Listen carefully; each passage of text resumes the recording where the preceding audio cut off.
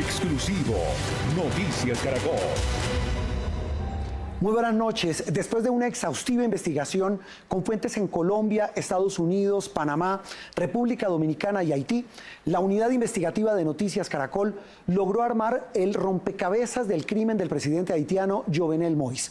Uno de los hallazgos más explosivos tiene que ver con este hombre, el que ustedes ven aquí en la pantalla, el actual primer ministro de Haití, Claude Joseph, quien según los indicios de las autoridades de Haití y del FBI de Estados Unidos, sería el autor intelectual del magnicidio. Me acompaña Ricardo Calderón, editor de la unidad investigativa de Noticias Caracol. Ricardo, muy buenas noches. ¿Y cómo se llega a una conclusión tan grave?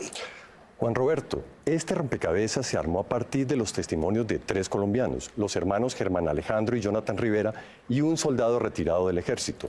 A partir de estas declaraciones fue posible unir las piezas de un plan criminal que tiene al país del Caribe en una seria crisis política. Empecemos la historia de la forma como se habría fraguado el magnicidio. El magnicidio de Jovenel Moïse comenzó a planearse en noviembre de 2020 en este edificio, la sede de CTU Security en Miami. Allí estuvieron reunidos el venezolano Antonio Intriago, dueño de la empresa, el gerente colombiano Arcángel Pretel, el haitiano estadounidense James Solash, un diplomático haitiano de apellido Ascart, el médico haitiano ya capturado Christian Shannon y el colombiano Jonathan Rivera García. Los participantes del encuentro en Miami planearon desde ese momento secuestrar al presidente Moïse para tomarse el poder y dejar como presidente a Claude Joseph, actual primer ministro de Haití. Esta revelación le da un giro sorprendente a la investigación. Las autoridades haitianas y los investigadores del FBI consideran al primer ministro como la figura máxima detrás de este crimen, junto al médico Shannon y a John Joel Joseph, un ex senador haitiano hoy prófugo de la justicia. Se trata de una bomba política si se tiene en cuenta que Claude Joseph gobierna el país como reemplazo del presidente asesinado. Precisamente hoy, el primer ministro con funciones presidenciales se refirió al crimen del mandatario. En este momento, el gobierno tiene 2 prioridades. La primera es mantener las investigaciones hasta que el presidente de la República, su esposa, sus hijos, sus amigos y la nación tengan justicia. La segunda es hacer todo lo posible para honrar la memoria del presidente con la organización de un funeral. Entre las pruebas conocidas por la unidad investigativa de Noticias Caracol hay llamadas telefónicas y fotos de reuniones que vinculan al primer ministro con los mercenarios colombianos. Los investigadores tienen claro el papel que habría jugado cada uno de los participantes de la conspiración. Tras la reunión en Miami, el colombiano Pretel y en especial el haitiano James Solash volvieron a buscar a Jonathan Rivera, quien había estado en la reunión y quien los llevó hacia su hermano, el capitán retirado del ejército Germán Rivera, y hacia el sargento retirado Duvernay Capador.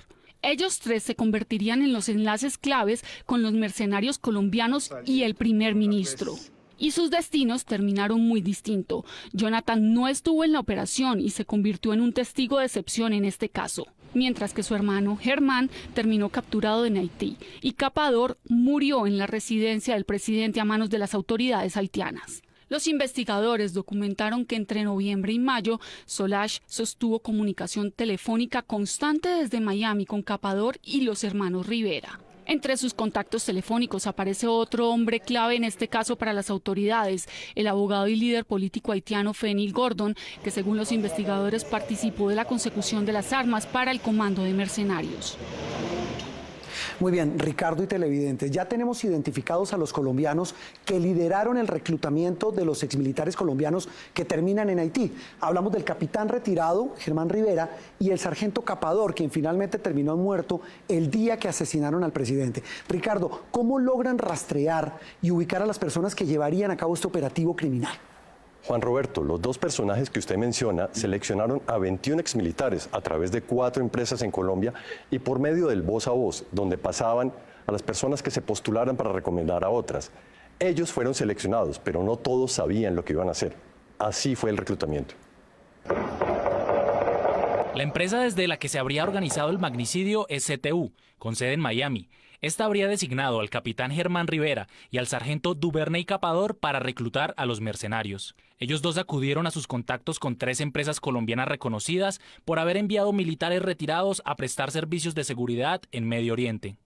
Noticias Caracol se abstiene de revelar los nombres de estas empresas para no entorpecer la investigación en Colombia, pero la unidad investigativa rastreó los movimientos financieros de una de estas compañías y encontró movimientos por casi 700 millones de pesos, inusuales para sus negocios normales durante los 2 meses previos al magnicidio. Los investigadores también le siguen el rastro a una multinacional británica, uno de los jugadores más grandes del mundo en el mercado de los servicios de seguridad, y a sus representantes en Colombia, por su papel en el reclutamiento. Entre Capador, Rivera y estas empresas habrían contactado al menos a 200 militares retirados en Colombia para ofrecerles un trabajo en el Caribe. Mire, yo ya estaba todo listo, mire, esta es la maleta mía con el pasaporte. Por diferentes razones, la mayoría rechazó la propuesta. Me dijo que estuviera por ahí pendiente porque había un trabajo en el exterior y que estuviera pendiente, que sacara el pasaporte. De pronto lo necesitaba, que a cualquier momento me llamaba para ser requerido. Yo estaba preparándome, pues ellos dijeron que ellos seleccionaban los primeros y el segundo vuelo ya íbamos los otros. En mayo, los reclutadores ya habían logrado armar su escuadrón de 21 retirados, entre oficiales, suboficiales y soldados, la mayoría de ellos con entrenamiento de lanceros y fuerzas especiales. Estos fueron los que viajaron a Haití, y de este grupo, solo 7 conocían el verdadero objetivo de la misión hasta ese momento: secuestrar al presidente Moise. Y llegó finalmente, Ricardo y televidentes, el día del golpe final, el asesinato del presidente Jovenel Moïse el pasado 7 de julio. Ricardo, ¿qué dicen estos delatores de los que ustedes han hablado frente a la participación del primer ministro Claude Joseph en el magnicidio? Juan Roberto, al menos 3 de los colombianos contaron detalles de las reuniones que sostuvieron con el alto funcionario del gobierno y con otros dirigentes políticos en Puerto Príncipe los días previos del atentado. Aquí les tenemos el día a día de la fase final de la operación criminal contra el mandatario de los haitianos. El 6 de mayo, 2 meses antes del magnicidio, la operación se puso en marcha. El sargento Duvernay Capador, los hermanos Germán y Jonathan Rivera, y un amigo de ellos, el piloto y policía retirado Ronald Ramírez, salieron del aeropuerto El Dorado hacia Ciudad de Panamá, en el vuelo CM-877 de Copa Airlines. Noticias Caracol conoció en exclusiva estas imágenes que prueban su tránsito por el aeropuerto Tocumen de la capital panameña, donde abordaron el vuelo CM-107 con destino a Santo Domingo, la capital de República Dominicana. De acuerdo con los testimonios de los hermanos Rivera, ese mismo día el grupo se encontró en Santo Domingo con un diplomático haitiano de apellido Ascart, el mismo que habría estado en una reunión en Miami 6 meses atrás, donde se empezó a planear el magnicidio. El funcionario se encargó de gestionar rápidamente las visas para entrar a Haití de estos 4 colombianos.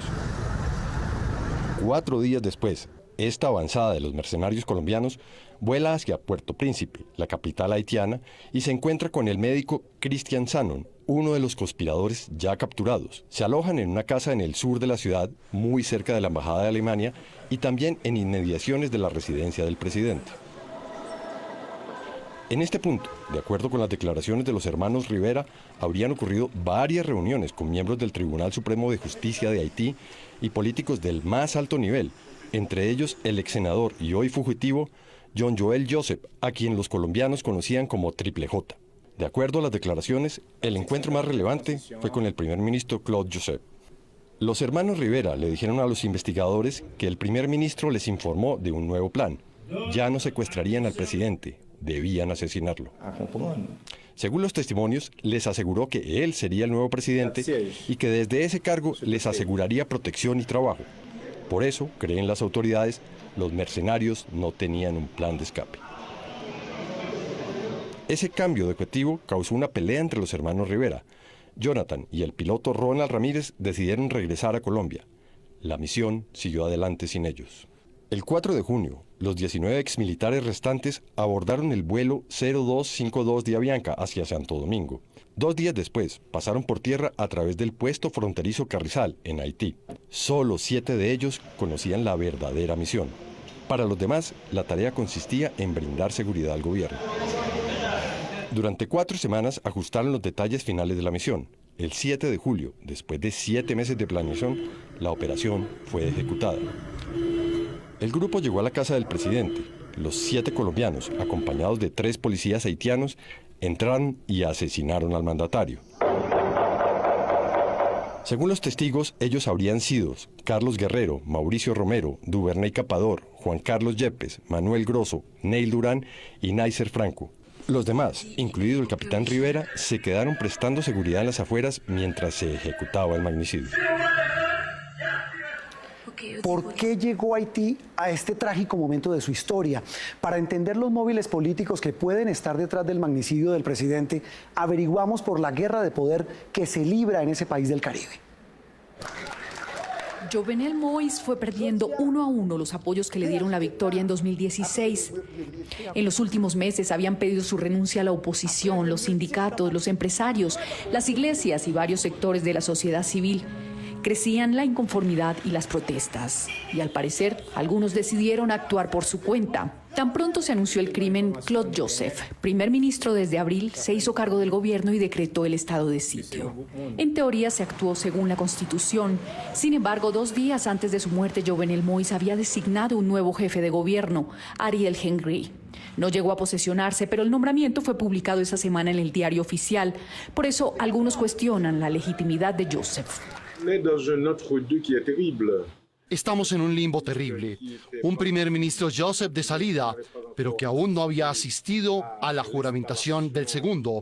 Y entonces Henry tiene un documento en sus manos que dice que fue designado. Y resulta que él fue despedido. Claude Joseph ha vuelto a tomar el poder. Ese es el golpe. Difícil resolver la encrucijada en un país casi sin instituciones. Jovenel Moïse no organizó elecciones parlamentarias desde que llegó al poder y los mandatos de los legisladores expiraron. Desde enero de 2020 ese país solo tiene 10 senadores en ejercicio, 1/3 de las curules. Ante la crisis de la figura del primer ministro, 8 de esos 10 firmaron una resolución y le ofrecieron el cargo de mandatario provisional al presidente del Senado, Joseph Lambert. Así que entró un tercero en la disputa. Fue un intento de golpe, el mismo régimen. Es como cortarle la cabeza a una bestia y luego salen otras 7 cabezas. Con semejante crisis institucional y los criminales controlando las calles, pocos creen que existan garantías para una campaña.